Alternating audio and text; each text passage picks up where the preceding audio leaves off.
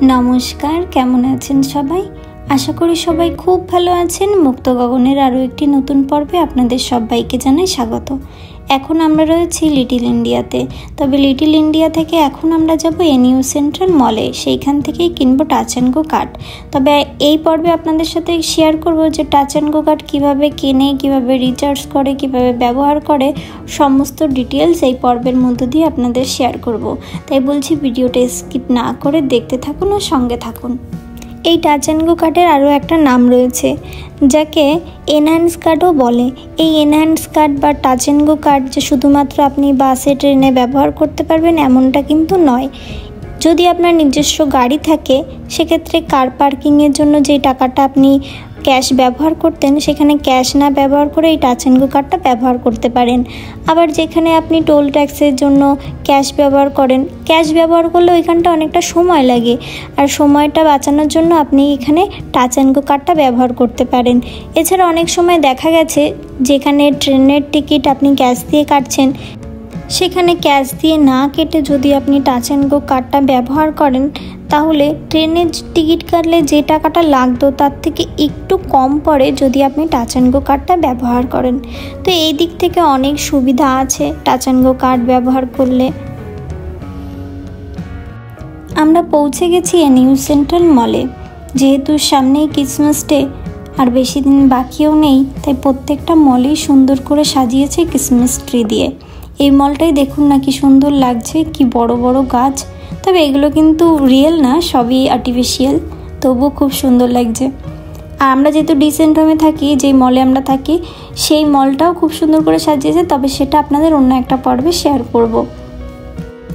Christmas ডের জন্য প্রত্যেকটা বিল্ডিংয়েই অন্যান্য একটু লুক দেওয়ার চেষ্টা করেছে, একটু বরফের দেশ, তা নাহলে চারিদিকে ক্রিসমাস ট্রি। আর এইখানে এসে দেখছি এদিকে একটা বরফের মানে যেরকম শুকনো গাছ থাকে না বরফের দেশে, যেহেতু প্রচুর পরিমাণে বরফ পড়ে সেরকম থিম এখানে তৈরি করার চেষ্টা করেছে।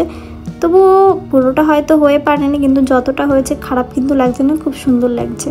এখানে যারা আসছে তারা অন্তত এই রাস্তাটা দিয়ে একবার হেঁটে যাচ্ছে, আবার কেউ কেউ তো ছবিও তুলছে। তাদের সাথে সাথে আমিও একটু ভিডিও করে রাখলাম।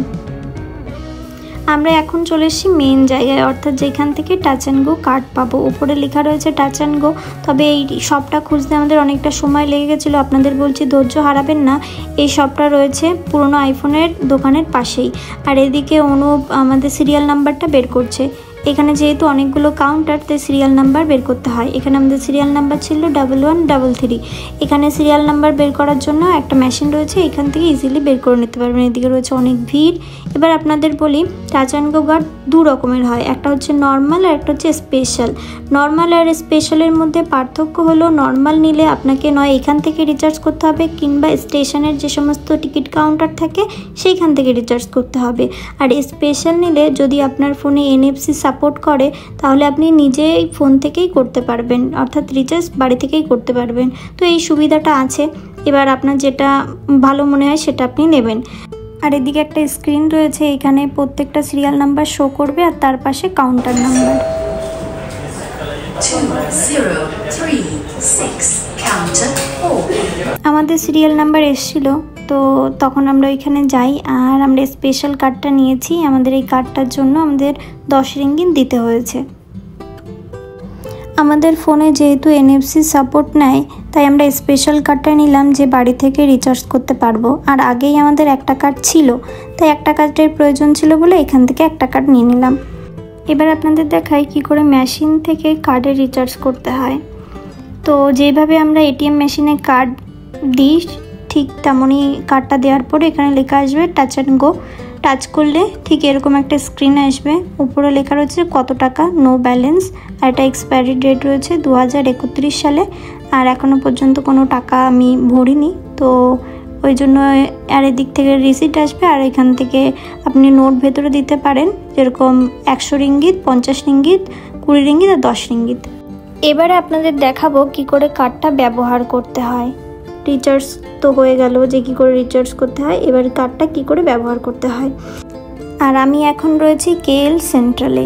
এইখান থেকে আপনার মালয়েশিয়াতে যে কোনো রাজ্যে যাওয়ার জন্য সমস্ত ট্রেন এখান থেকে যায়। অর্থাৎ LRT MRT করে মালয়েশিয়ার যে কোনো জায়গায় আপনি যেতে পারেন। হতে পারে সেটা এই রাজ্য থেকে অন্য একটা রাজ্য, অর্থাৎ এই কুয়ালালামপুর থেকে অন্য একটা রাজ্যে যেতে চান যেখানে ট্রেন সার্ভিস আছে। তো আপনি যেখানেই যান না কেন আপনাকে এইখানে আসতে হবে। এই স্টেশনের নাম হলো KL সেন্ট্রাল। এইখান থেকে আপনি মালয়েশিয়ার যে কোনো জায়গায় যেতে পারেন। যদি কার্ড থাকে তো ভালো, তাহলে এখান থেকে আপনি টিকিট কাটতে পারেন।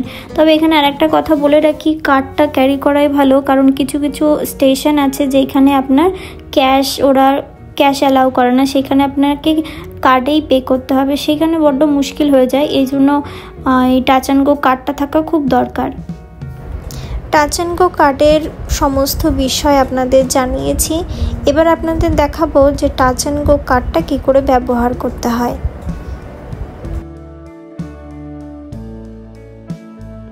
এই কার্ডটা এখানে জাস্ট টাচ করব, এটা ওপেন হয়ে গেছে, ব্যাস ইজি।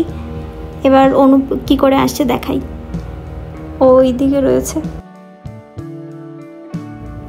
এরপরে ট্রেনে উঠতে হবে, ট্রেন থেকে নেমে সেম প্রসেস, একবার টাচ করলে ওপেন হয়ে যাবে, আপনি চলে আসবেন, ব্যাস।